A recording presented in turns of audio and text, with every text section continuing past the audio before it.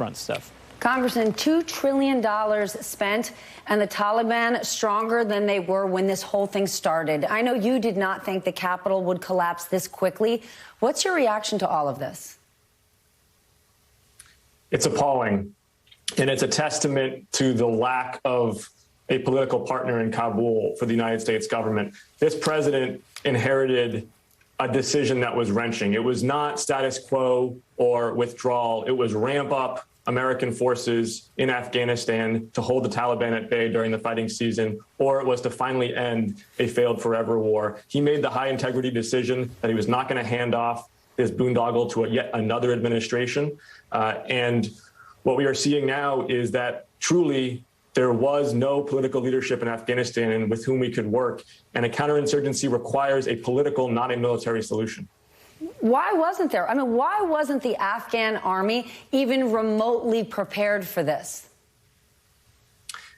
The United States built Afghanistan, a 300,000 person army, as well as one of the best air forces in the world. But you can't buy will and you can't purchase leadership. And Afghan political leaders from Kabul, despite a 20-year opportunity to plant the seeds of civil society and rule of law and democratic governance, instead lined their own pockets, devolved into corruption, and spread incompetence throughout their bureaucracy. Their frontline troops, with whom I served and who I know are strong fighters who love their homeland, were completely let down by their leadership. They couldn't get bullets or rations from their military hierarchy.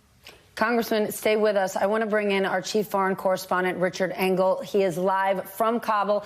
Richard, what is happening on the ground where you are? So we are near the airport right now, and that is where we've been seeing these incredible scenes of desperation, scenes that will go down in history about this withdrawal and what the United States is leaving behind in Afghanistan. The U.S. is leaving a country that is now run by extremists, where people in the thousands and the tens of thousands will risk anything to leave. At the Kabul airport over the last 24 hours, tens of thousands of Afghans have been trying to break in. Many of them succeeded in breaking in, bursting through the doors. There's no security. There's no passport checks. They're rushing onto the tarmac. They're getting onto planes, and they are laying down on the floor of the planes. They are getting into the undercarriage. They want to leave at all costs. There is also a military side of the airport. That's happening on the civilian side. On the military side of the airport, that's where the evacuation of U.S. personnel, primarily from the embassy, is taking place. And also thousands of Afghans were able to get into the military side and cling on to American transport jets as they are taking off. That is the level of desperation here. The people don't want to be left behind. They don't want to be left behind in a country that is run by the Taliban. And Afghanistan now is run by the Taliban. The militants are asserting more and more control. Today we saw the first big deployment of the Taliban on the streets of Kabul. They are trying to maintain law and order according to the Taliban rules. Then, Richard, what happens to you there, your safety? You are now in a country controlled by the Taliban. So we and other journalists are trying to figure out. We have some plans in the works to leave when the time is right. Probably not best to discuss them in detail now. But so far, the Taliban have not been hostile to foreign media. They say that we are welcome to stay as long as we register with them. But there are many indications that that is not a good long-term strategy. So we are covering it day by day, but we are also keeping an eye on the exit. And I'll probably leave it at that, if that's okay, Steph. Absolutely, Richard. Your safety is our priority. Congressman, given all of this and what you said moments ago about political leadership in Afghanistan not being our partner, was this ever a winnable war?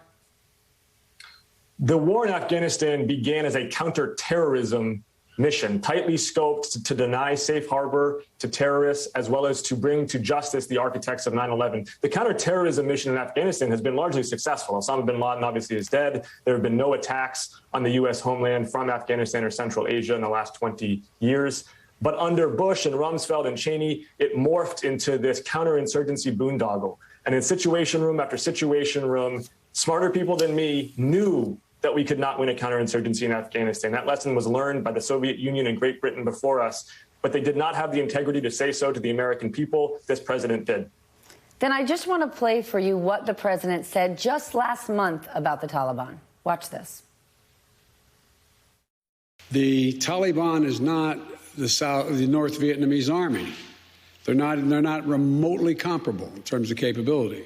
There's going to be no circumstance where you see people being lifted off the roof of a embassy of the United States from Afghanistan. It is not at all comparable. Congressman, you were face to face with the Taliban. How did the administration underestimate them so dramatically? I think the largest miscalculation over the last 20 years has actually not been about the Taliban. It's been about Afghan central leadership. There has been this continued sunk cost bias in saying more troops, more time, more treasure. We can build a viable partner in Kabul. We can help build a nation with them. And what they showed us repeatedly with their corruption and incompetence is that Afghan political leadership simply could not deliver. I think the fleeing of the Afghan president in the face of the Taliban coming to the gates of Kabul is an exemplar of the kind of partnership we've had over the last 20 years. The right images here are not 50 years ago in Saigon. It's what would be 50 years from now. Without President Joe Biden making this hard call, America would still be there. We'd still be losing American troops. And for what? Because without a viable partner in Afghanistan, we would not be winning a counterinsurgency. This disastrous situation would be no matter when we pulled out. Congressman, thank you. Richard, Courtney, Michael, please stay close. Any developments, come back to us as soon as you have them. We're going to leave.